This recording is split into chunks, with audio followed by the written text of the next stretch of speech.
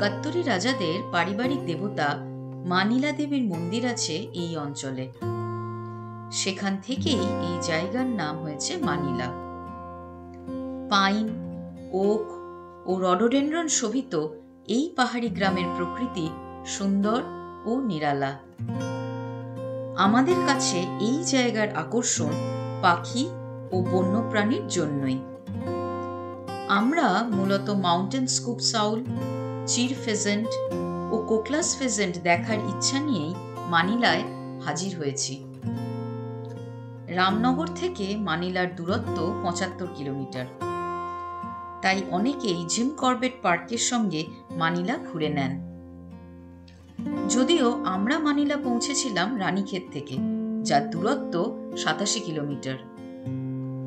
পথে আমাদের সঙ্গী হয়েছিল বিখ্যাত রামগঙ্গা নদী। মানিলায় আমাদের থাকার আস্তানা ছিল বিনয় ভাটজির মুলুক হোমস্টে। সেখানকার প্রকৃতি ও বন্যপ্রাণকে এক্সপ্লোর করার অভিজ্ঞতাই আমরা শেয়ার করব এই ভিডিওতে।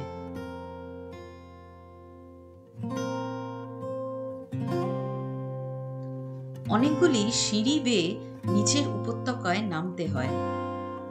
এখানেই বিনয় ভাটজির মুলুক হোমস্টে। বাড়িটিতে ওনারা নিজেরা থাকেন ও ৪টি ঘর তৈরি করেছেন অতিথিদের থাকার জন্য। বাড়ির সামনে ছোট্ট সাজানো গোজানো লন। বাহারি ফুল গাছ ছাড়াও এখানে টমেটো ও বিভিন্ন শাকসবজির চাষ করা হয়েছে। বিনয় ভাটজি জানালেন, রাতের ও দিনের বেলায় বিভিন্ন সময় এখানে লেপার্ড চলে আসে। আমাদের আসার দিন দুয়েক আগেই লেপার্ড এসে ওনার পোষ্য সারমেয় ভুটুকে অ্যাটাক করে। তার স্ত্রী অসীম বিক্রমে লেপার্ডকে তাড়িয়ে ভুটুকে মৃত্যুর মুখ থেকে ফিরিয়ে আনতে পেরেছিলেন। ওয়েলকাম ড্রিঙ্ক হিসেবে মুলুক হোমস্টেতে রডোডেন্ড্রন জুস দিল। খুব ভালো লাগছে এই পাশে অ্যাম্বিয়েন্স, ন্যাচারাল বিউটিতে।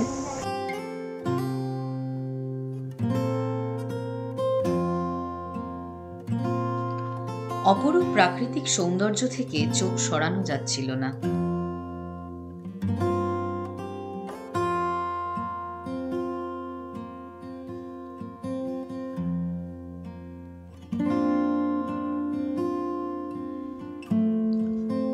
সুন্দর সাজানো স্পেশিয়াস রুম, একটা ডাবল বেড ও একটা সিঙ্গেল বেডও ছিল।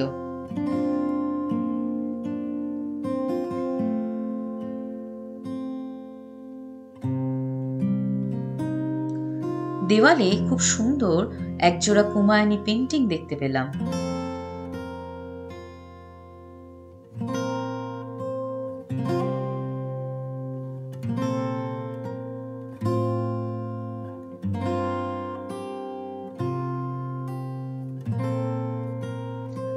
ওয়াশরুমের ফ্যাসিলিটিও খুব ভালো। গিজার, কোমোড, বেসিন ইত্যাদি সবকিছুই অ্যাভেলেবেল। এখন দুপুর 3:30 বাজে। মুলুক হোমস্টেতে এই আধ ঘন্টা আগে আমরা চেক ইন করেছি। এরপর ডাইনিং টেবিলে বসে আছি, খাবো। দেখা যাক খাবার আসুক, এখনো আসেনি। প্রচণ্ড খিদে পেয়েছে। দুপুরের খাবার এসে গেছে। এই রুটি আছে, ডাল, আলু ভাজা, ডিম, ভাতও বলেছিলাম নিশ্চয়ই আসবে। দেখে তো মনে হচ্ছে খুব টেস্টি হবে, দেখা যাক কি হয়। পিওর হোমস্টের যে ফ্লেভার থাকে, বারান্দায় বসে নিজেদের মতন একটা টেবিলে, ডাইনিং টেবিলে বসে, বাড়ির ডাইনিং টেবিলে বসে খাচ্ছি। একদম একদম ফ্লেভার অফ পিওর হোমস্টে, একদম ভেরি গুড। দুপুরবেলা লাঞ্চ করে আমরা এখন একটু ঘুরতে বেরোচ্ছি। যদি কিছু পাই তো ভালো, মানে পাখি বা পশু হোয়াটএভার কিছু যদি পাই তো ভালো। এমনি জায়গাটা আপাতত ঘুরতে বেরোচ্ছি, দেখি কেমন হয়। আর বলে দিই, মুলুক হোমস্টের সামনেই দাঁড়িয়ে আছি। চারিদিকটা ওক, পাইন, জঙ্গলে ভরা। এত ওক গাছ একসাথে কখনো দেখিনি, যেটা এইখানে দেখতে পাচ্ছি মানিলাতে এসে। দুপুরে চলার পথে গাছপালা দেখতে দেখতে এগোলাম। খাদের দিকে ওক গাছের প্রাধান্য, আর খাড়াই পাহাড়ের দিকে পাইনের জঙ্গল। স্লোপটা উঠে যাচ্ছে, এই গায়ে অদ্ভুত সব সাদা নাম না জানা জংলি ফুল হয়ে আছে, দেখতে এত সুন্দর লাগছে।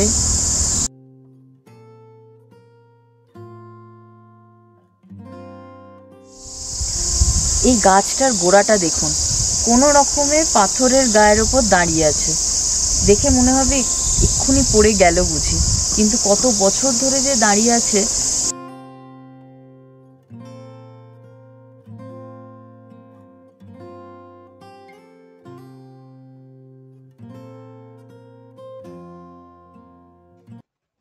সেই দিন রাতে ডিনার সেরে প্রায় সন্ধে 8:30 নাগাদ বেরোলাম বিনয় ভার্জির সঙ্গে মাউন্টেন স্কুপ সাউলের খোঁজে। এটা একটা নতুন অভিজ্ঞতা, খুব থ্রিলিং।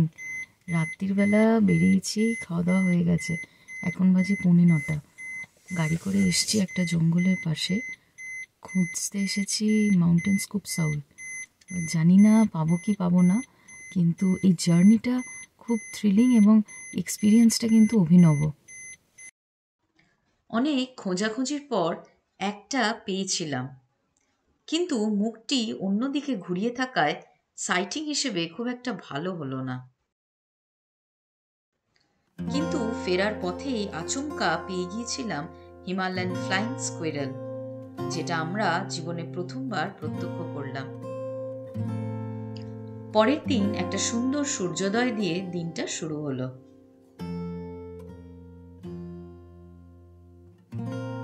মানিলায় সকালবেলার বার্ডিংয়ে বেরিয়ে পড়েছি কোকলাস আর চিফ ফেজেন্টের খোঁজে। এদিকে আমাদের রাস্তার ডান দিকে টানা স্নো ক্যাপ মাউন্টেন্সের পিক কন্টিনিউয়াস চলেছে। এক্ষুনি রোদ পড়বে, রোদ পড়েই ঝকমক করবে, তখন আপনাদের দেখাবো। অপূর্ব সুন্দর জায়গা। পাইন ফরেস্টকে এরা চির বলে। তো এই চির জঙ্গলের মধ্যে এক ধরনের ফেজেন্ট বা মুরগি জাতীয় পাখি পাওয়া যায়, যেটাকে ওরা বলে চির ফেজেন্ট। তো এই চিরের জঙ্গলেই চির ফেজেন্টের কল পাওয়া যায় এবং সেই কল শুনে ট্র্যাক করতে হয়। তো আমরা এখন দাঁড়িয়ে আছি গভীর পাইন অরণ্যের মধ্যে। তো আমাদের গাইড আছে, গাইড উনি খুঁজছেন সেই কল শুনে শুনে যে সেই ফেজেন্ট আমরা পাই কি না।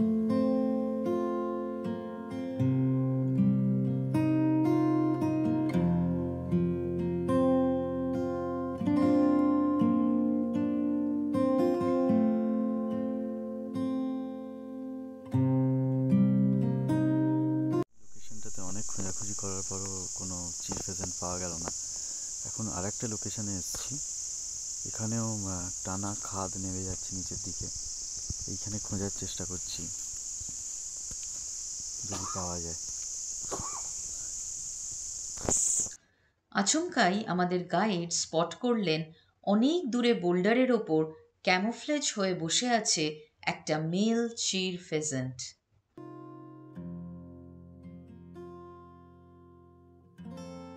অবাধ গাছ কাটার দরুন ও শিকারের সংখ্যা বৃদ্ধি পাওয়ায় এরা আজ ICNU রেড লিস্টে ভালনারেবলের তকমা পেয়েছে।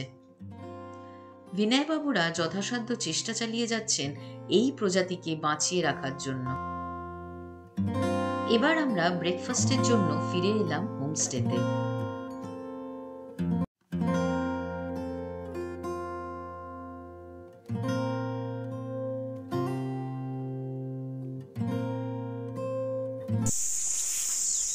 সকাল থেকে চিফ ফেজেন্টের খোঁজে গেছিলাম, এখন এসে গেছি ঘরে ব্যালকনিতে বসে, সুন্দর পেছনে আমাদের পিক বেরিয়েছে, দেখাচ্ছি।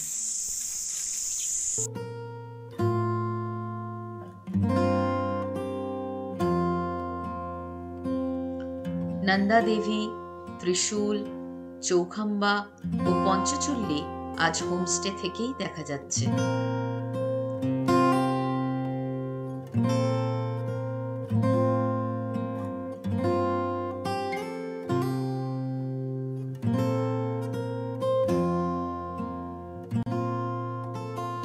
কুমায়নি গ্রামের স্বাদ নিতে আমরা বেলার দিকে বিনয় ভার্জির ফার্ম হাউসের দিকে হাইকিং করেছিলাম। আমরা এখন বিনয় ভার্জির ফার্ম হাউসে যাচ্ছি। তো ওখানের রাস্তাটা অপূর্ব সুন্দর, সেটাই আপনাদের দেখাতে দেখাতে নিয়ে যাব এখন।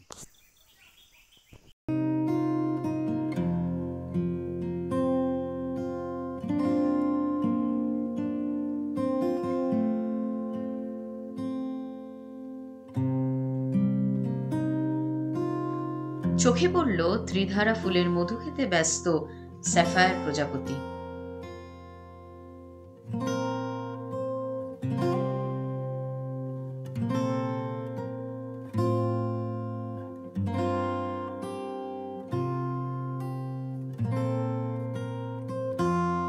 হঠাৎই দূরের একটা গাছে বিনয়জির চোখ পড়ল।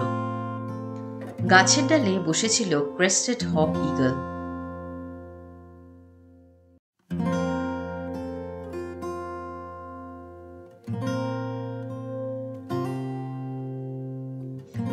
গাছে গাছে খেলে বেড়াচ্ছিল ব্ল্যাক থ্রোটেড টেট।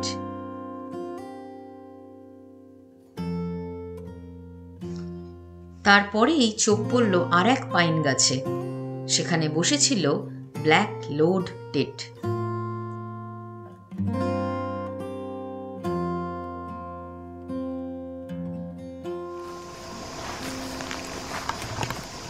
সামনেই ফার্ম হাউস এসে গেছে, বেশ ভালো একটা হাইকিং হলো। আমরা তিনজনে মিলে একদম ডেন্স ফরেস্টের মধ্যে অনেকটা রাস্তা, আস্তে আস্তে ক্রেস্টেড ঈগল দেখতে পেলাম, কিছু ব্ল্যাক থ্রোটেড টিট পেলাম, গ্রিন লোড টিট পেলাম।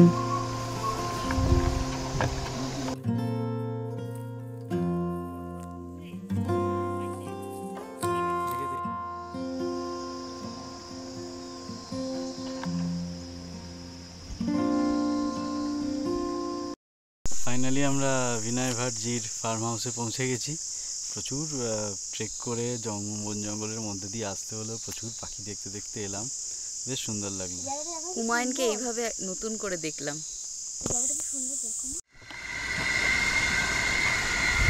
এই দেখ, প্রথমেই টমেটো, এগুলো দেখা একটা একটা করে। গাছে জল দিতে দিতে বিনয় ভাটজি এই ফার্ম হাউসটি সম্বন্ধে জানালেন।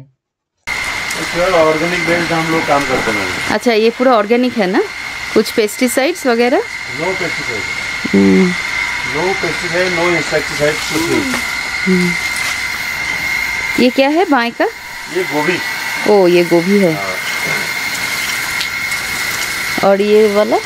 ये इसमें मतलब फूल गोभी, पत्ता गोभी है। चलिए। और ये जो ग्रीन में ये है, ये आपका राई और मूली। राई? हाँ, राई, मूली, चलाई और लहसुन है इसमें।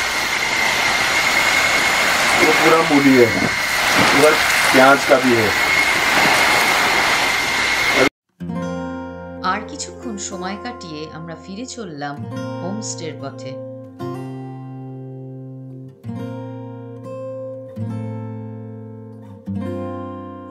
আজকে আমাদের লাঞ্চ চলছে। অন্যদিন যা থাকে তাছাড়া আজকে আছে হচ্ছে লাঞ্চে চিকেন, অন্যদিন চিকেন ডিনারে থাকে। আর যেটা স্পেশাল সেটা হচ্ছে এখানকার রাই শাক, নিজস্ব রাই শাক, এই বাগান থেকে তুলে ওরা আমাদের রাই শাক করে খাওয়াচ্ছে। স্যালাড, ডাল তো যেমন ছিল সেরকম আছেই। কীরকম খেতে রাই শাক, কীরকম লাগছে? বেশ টেস্টি।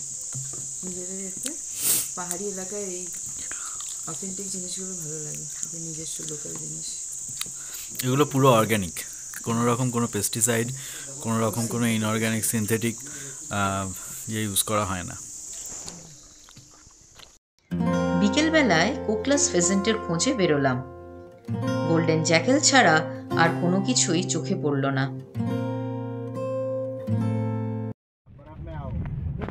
সেই দিন সন্ধে 8টা নাগাদ আবার বেরোনো হলো মাউন্টেন স্কুপ সাউলের খোঁজে। आप लोग पूरा घर में होली तो मैंने वहाँ मुंचारी में बनाई थी। आप लोग होली घर में लॉक्ड हो जाते हो ना? আমাদের গাইড বিনয়জি আপাতত আমাদেরকে গাড়িতে বসিয়ে রেখে আউলের কল লক্ষ্য করে জঙ্গলের ভেতরে গেছেন।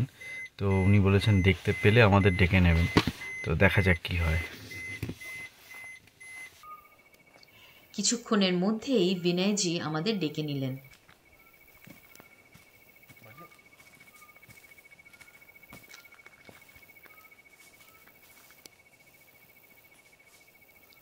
ঘন নিশুতি অন্ধকারে ওক জঙ্গলের মধ্যে কল লক্ষ্য করে টর্চ ফেলে ফেলে স্কুপস আউল খোঁজা শুরু হলো।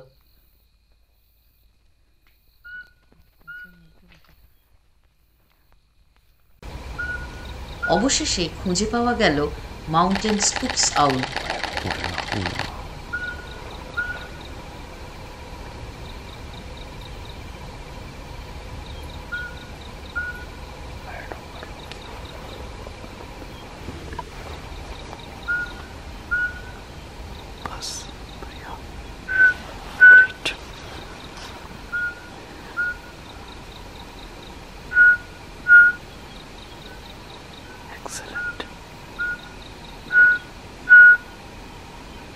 লাইটটা অফ করো, ফির আবার দেখবি। ফাইনালি বহু প্রচেষ্টার পর আমরা মাউন্টেন স্কুপস আউল পেয়ে গেছি।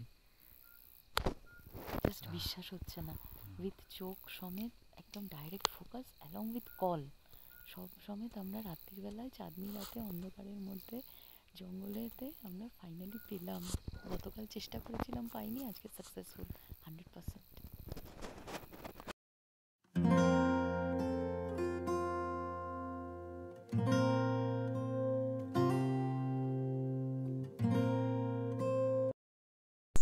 Good morning. আজ 25শে অক্টোবর 2023। এখনও আমরা মানিলায় দাঁড়িয়ে আছি আমাদের ব্যালকনিতে। একটু বাদে বার্ডিং করতে বেরোবো। আজকে আমাদের মেন টার্গেট স্পিসিস হচ্ছে কোকলাস ফেজেন্ট। এই আমাদের হোমস্টের নিচের জঙ্গল থেকেই ক্রমাগত কোকলাস কল দিচ্ছে। তো দেখা যাক হোমস্টে থেকে বেরিয়ে ওদের পাই নাকি। পরের দিন সকালে কোকলাসের খোঁজে বেরিয়ে প্রথম দর্শন হল গ্রে উইংড ব্ল্যাকবার্ডের।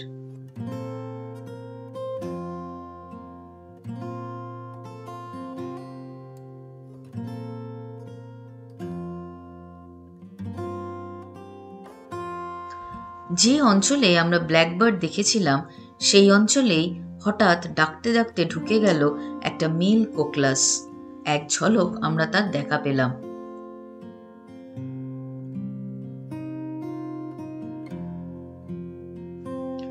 সেই সকালে বহু খোঁজ করেও একটাও কোকলাস আর পাইনি।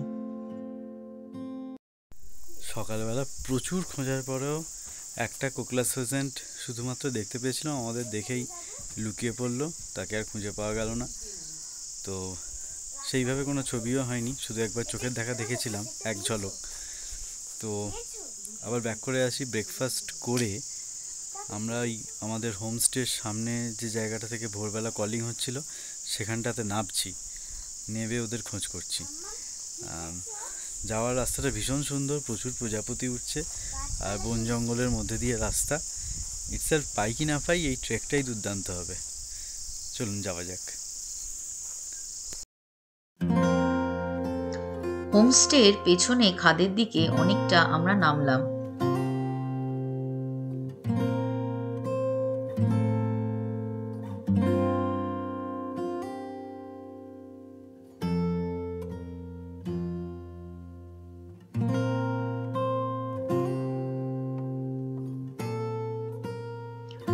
অবশেষে ব্যর্থ মনোরথে ফেরা ছাড়া আর কোনো উপায় ছিল না। অনেকক্ষণ ধরে চেষ্টা চালালাম, কিছুভাবেই একটাও কোকলাস ফেজেন্ট দেখতে পেলাম না, কিছুই পেলাম না। তখন পুরো ট্রেক করে নিচে নামলাম। নিচে পাইন বন, মাঝে মাঝে ওক ট্রি, দু একটা কল আসছে কিন্তু কোকলাস আসছে না।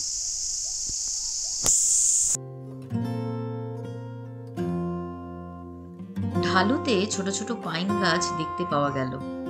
কিছুদিন পরেই এরা বৃহৎ মহিরুহতে পরিণত হবে।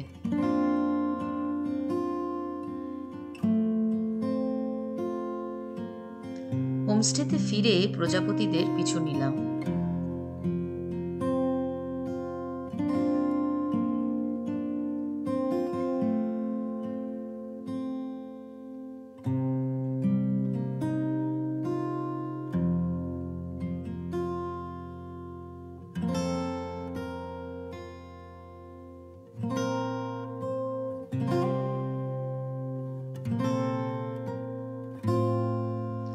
এই গাছটি হলো গাঁজা বা চরস গাছ, তবে এটি বিদেশি স্পিসিস। এদের নিকোটিন কন্টেন্ট নেই বললেই চলে। এই গাছটি মূলত ফিঞ্চ জাতীয় পাখিদের আকর্ষণ করে, তাই ভট্টজি লাগিয়েছেন তার বাগানে।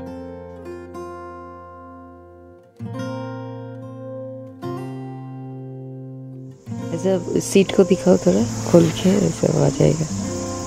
ये राजमा सीट।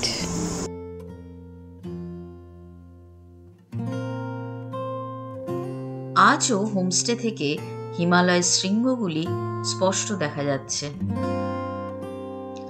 আজই আমাদের মানিলার শেষ দিন। আমরা আবার বেরোলাম কোকলাস ফেজেন্টের খোঁজে।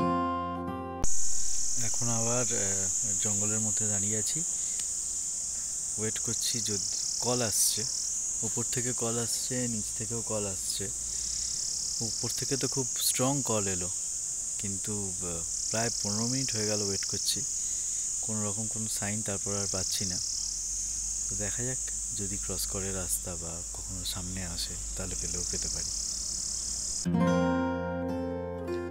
হঠাৎ করে কিছুক্ষণের মধ্যে একটা মেল কোকলাস এসে বসলো প্যারাপেটের উপর। ঠিকঠাক করে ক্যামেরা ফোকাস করার আগে উড়ে পালালো। सड़क के पीछे पेड़ मिल गया, सड़क के पीछे वो पेड़ से टाइम ऊपर चले गए। वही तो पेड़ এইটাই আমি দেখি। অনেক খোঁজাখুঁজির পর মেল কোকলাস ফাইনালি পেলাম। প্যারাপেটের ওপর বসেছিল, আর ঠিক তার পাশেই ওক গাছে ফিমেল ছিল।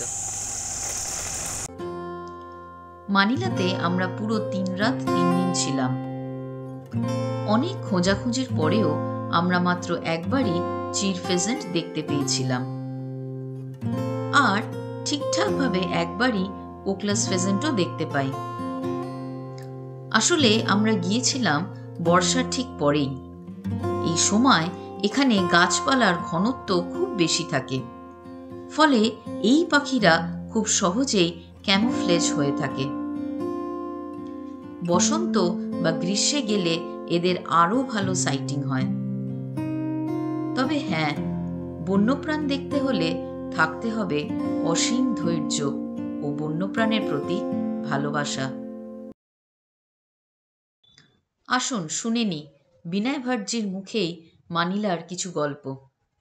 ये प्रोजेक्ट चालू कैसे किया? चालू का ये था कि हम लोग थोड़ा सा रूरल में पहले काम करना चाह रहे थे। मैं 2014 से ट्रेवल में काम कर रहा था पिछले कुछ टाइम से, तो इस तरीके का एक कॉन्सेप्ट मतलब चाहता था कि ऐसा कुछ करें गांव विलेजेस एरिया में, और जिससे थोड़ा सा मतलब टूरिस्ट का फ्लो इधर के लिए बढ़े, या फिर यहाँ एक्सप्लोर कर पाए हम इसको।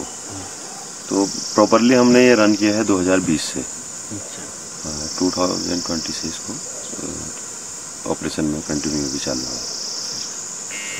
ऐसा है। तो यहाँ पर टूरिस्ट का जो है बहुत उस तरीके का क्राउड नहीं है, पीसफुल है एरिया, और नेचर है। आप हिमालय देखो कितना खूबसूरत यहाँ से दिखाई दे रहा है, आप जूम करके दिखा सकते हैं एक बार। बाकी बर्डिंग के लिए बहुत अच्छा प्लेस है, और आपको शांति चाहिए, मतलब किसी को पीस ऑफ माइंड चाहिए, मेडिटेशन चाहिए, योगा के लिए आप आ सकते हैं यहाँ पर। ट्रैकिंग भी जो है हम विलेज को एक्सप्लोर कर रहे हैं, जिस तरीके से आप लोगों के साथ अभी हम उधर को गए थे। तो इस तरीके का ही ऐसा ही, और ऐसा ही टूरिस्ट भी हम चाहते हैं। मतलब यहाँ पे जो भी हमारे गेस्ट आए वो बहुत ज़्यादा मतलब इस तरीके का ऐसा ना हो कि अल्कोहल पार्टी इस टाइप का कुछ ऐसा करना है। इसके लिए ऑथेंटिक एक होम स्टे का है हमारा कॉन्सेप्ट। पीसफुल एरिया है, पीस ही रहे तो ज़्यादा अच्छा है। इधर बर्डिंग का बहुत चांसेस है ना? किस टाइप का बर्डिंग इधर अच्छा होता है? बर्डिंग का आपका चीर फेजेंट जो मोस्ट रेयर बर्ड है यहाँ पे, जिसको देखने के लिए ज़्यादातर लोग काफ़ी दूर दूर से आते हैं। और एक फैमिली उसी की फैमिली एक फिर और है आपका कोकलास फेजेंट के नाम से, तो ये रेयर है थोड़ा। और माउंटेन हॉक ईगल यहाँ पे मिलता है, हिमालयन वुड आउल यहाँ पे मिलता है, ब्राउन वुड आउल मिलता है। अब वाइल्ड लाइफ है तो चांसेस भी रहते हैं कि कभी मिले। इधर नाइट को क्या आप लोग बर्डिंग कराते हो ऐसा? हाँ, आउल का कराते हैं।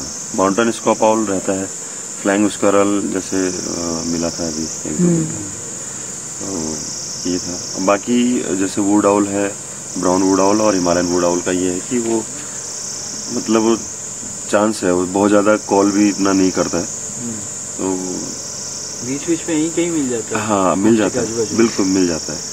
अभी लास्ट ईयर, अभी तो 1.5 साल पहले अभी हिमालयन वुड आउल यहीं से लिया था, ये वाला इस पेड़ से।